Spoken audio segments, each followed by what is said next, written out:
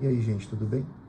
A gente fez 2 vídeos falando sobre o melhor método de estudo bíblico, que é o método temático, né? E eu vou colocar o link desses 2 vídeos aqui na descrição para quem quiser assistir. Eu queria fazer um apontamento apenas sobre a questão desse método, que o método temático, ele é tão bom que ele te possibilita saber o que na doutrina é puramente bíblico e o que na doutrina é desenvolvimento posterior, através da tradição, né, através da história do desenvolvimento teológico daquela doutrina. Então ele te possibilita saber o que é puramente bíblico e o que foi, né, desenvolvimento posterior. Não estou julgando se isso é bom ou é ruim, estou apenas dizendo que esse método ele te possibilita saber, tá certo? E como exemplo, eu vou falar sobre o batismo, né? Batismo nas águas. Então, assim, se você quiser fazer um estudo bíblico do batismo nas águas, daquela forma que nós já conversamos no outro vídeo, pode ser através de uma enciclopédia temática, pode ser através da Bíblia Thompson ou da concordância em temas, e pode ser também através da sua Bíblia, que tem uma boa concordância, né? Você pode abrir no item batismo, tá certo? Batizar, batismo, né? E tá aqui, ó, batizar, batismo, tá? E você pode olhar aqui esses itens, né, esses versículos, e lê-los e agrupá-los todos, e em cada um deles olhar também as referências cruzadas, tá? Então você vai fazer um estudo completo a respeito do batismo, você vai saber o que é o batismo, o porquê do batismo, quem pode ser batizado, todas essas coisas você consegue fazendo o estudo temático, tá? Que se você não tiver nenhum outro material para fazer isso de uma forma mais, vamos dizer assim, pegar de alguém que já fez, que seria, por exemplo, através da enciclopédia temática ou da Bíblia Thompson, você pode fazer mesmo, você mesmo com a sua concordância. Olha só como é importante a concordância bíblica, né? Através da concordância bíblica você vai ler esses versículos, você vai ver qual deles está falando a respeito do batismo de Jesus, porque aqui também tem um batismo de João, tá certo? Então você pode descartar, já que você está lendo, você quer aprender a respeito do batismo de Jesus. E nesses versos aqui que você encontrar, você vai olhar as referências cruzadas para olhar se existe mais alguma referência que não está aqui, mas que fala sobre batismo. No momento em que você fizer todo esse estudo, você vai descobrir algo. Você vai descobrir, por exemplo, que em todas as situações explícitas de batismos individuais ou de batismos de pessoas ali onde é narrado o batismo em si, você vai descobrir que todo batismo ele é imediatamente após a conversão. Ou seja, hoje nós adotamos nas nossas igrejas, em muitos lugares, a questão de que a pessoa se converte e o batismo da pessoa é algo que ocorre muito posteriormente, às vezes depois de um curso de batismo, às vezes depois de meses que a pessoa se converteu, às vezes até anos depois que a pessoa se converteu, né? E o padrão que você vai ver nas Escrituras é um padrão que o batismo segue imediatamente a conversão. É no mesmo dia, no mesmo momento, na mesma hora, né? Então você vai ter vários desses exemplos. Se você olhar na sua concordância, principalmente no livro de Atos, que é onde narra, né, batismos individuais, você vai ver que os batismos eles seguem a conversão, imediatamente a conversão, não depois de algum tempo, não depois de 3 meses, não depois de um curso, não depois de um ano. Não estou julgando que as igrejas estão erradas, que não estou julgando nada disso, estou apenas apontando um fato. Se nós temos motivos atuais hoje de só batizar depois de algum tempo, depois de fazer um curso para a pessoa entender melhor, isso é outra coisa. O que eu estou lhe dizendo é que você vai saber diferenciar o que é, na doutrina, um conteúdo puramente bíblico e o que, na doutrina, é um desenvolvimento posterior, tá certo? Então, nesse caso do batismo, você vai saber que o batismo ele é, no Novo Testamento, algo que ocorre imediatamente após a conversão, tá certo? E você vai saber que se nós esperamos, se nós fazemos um curso para quem vai se batizar, se nós colocamos qualquer tipo de tempo entre conversão e batismo, isso é um desenvolvimento posterior, tá certo?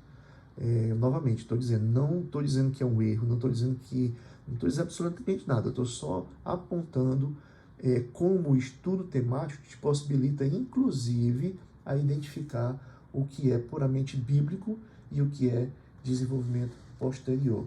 Nesse caso do batismo, por exemplo, você vai ter que,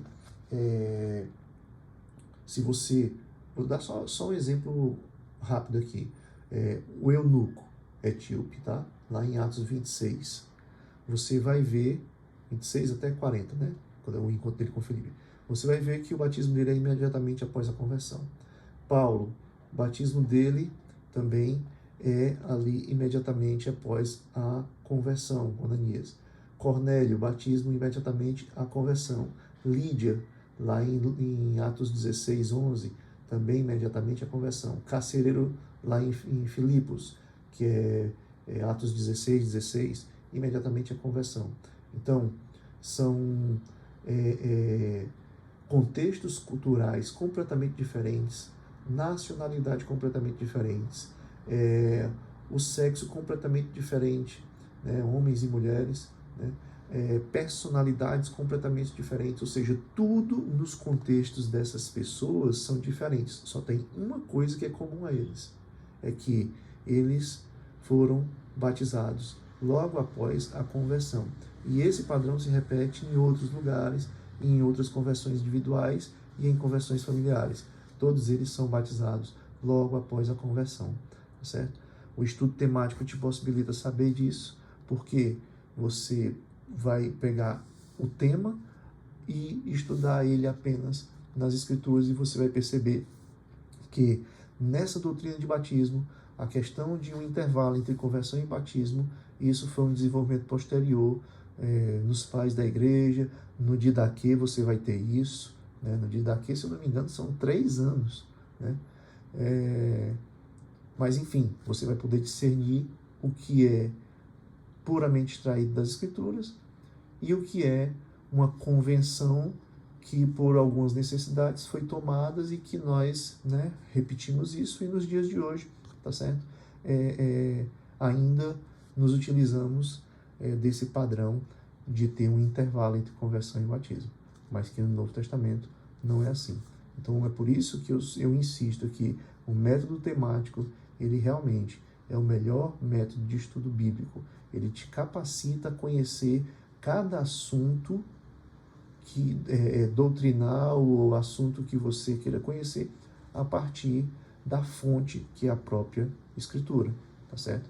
E por aí vai, nós podíamos citar algumas questões da doutrina da salvação, da doutrina da ceia, da doutrina da igreja. Nós podíamos citar várias situações em que nós percebemos que a doutrina puramente bíblica é essa, mas existem né, aí desenvolvimentos posteriores, né, da tradição e na história, tá certo? Novamente, só para deixar enfático, não estou criticando, não estou dizendo que se é bom ou se é ruim, só estou aqui tentando mostrar a beleza e a utilidade desse método, tá certo? Ele lhe ajuda muito a isso, tá? Porque, gente, haver um desenvolvimento posterior nem sempre é algo ruim, tá? Eu posso dar um exemplo do batismo, dizendo que, sei lá, no tempo dos apóstolos, um seguidor de Cristo, ele corria perigo de vida. Então, ali estava mais do que, digamos, mais do que reforçado, né, que aquela pessoa realmente se converteu. Então, não precisava de você fazer um curso para ela, né, para ver se converteu mesmo, para ver se entendeu, né, e tal. O poder do Espírito que tava agindo naquele momento ali era um poder muito avassalador, né? Você vê isso no livro de Atos, né? E, posteriormente, em uma época, vamos dizer assim, em que os cristãos não eram mais perseguidos, então podia ter conversões que ali só eram da boca para fora, né, esse tipo de coisa. E aí, para se resguardar de não estar batizando a pessoa sem a consciência do que realmente significa e tal, então se preferiu dar um intervalo para ela entender esse negócio todo. Então, assim, há muitas justificativas. Só estou dizendo que o método te ajuda a perceber qual é o padrão do Novo Testamento, te ajuda a perceber que como é que a doutrina, vamos dizer assim, o fundamento puramente bíblico da doutrina qual é, e o que é a adição posterior. Tá? Vamos dizer, isso aconteceu em vida real, um amigo evangelizando uma cidade do interior e ele estava iniciando um trabalho lá, uma igreja, e tinha uma pessoa lá, um homem lá nesse interior, que ele era um alcoólatra e valente, né? E ele, às vezes, queria acabar com o culto dos irmãos, chegou a acabar com o culto dos irmãos, né? E certa vez ele foi fazer uma caminhada nessa cidade até o rio para poder batizar algumas pessoas, e eles foram caminhando e louvando a Deus, né?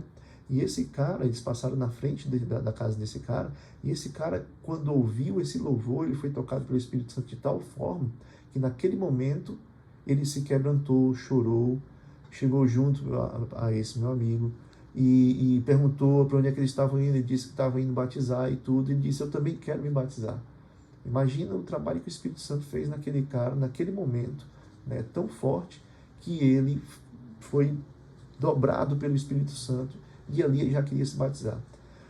Suponha que esse meu amigo ele não soubesse do que o texto do Novo Testamento diz que em todas as conversões o batismo seguia a conversão, e ele ficasse com medo de efetuar o batismo desse homem porque ele achasse que a doutrina diz que é preciso ele saber mais e ele tal, entendeu? Esse homem não seria batizado naquele momento porque esse meu amigo acharia, né, que a doutrina fala que é preciso haver esse intervalo para ver se converteu ou não e tal. Mas como ele conhecia o texto bíblico, ele sabia que o padrão era esse, ele imediatamente batizou aquele homem, porque não havia ali dúvida alguma da sua conversão. Tá certo? Então, isso nós aprendemos num estudo temático. Tá certo? Um abraço.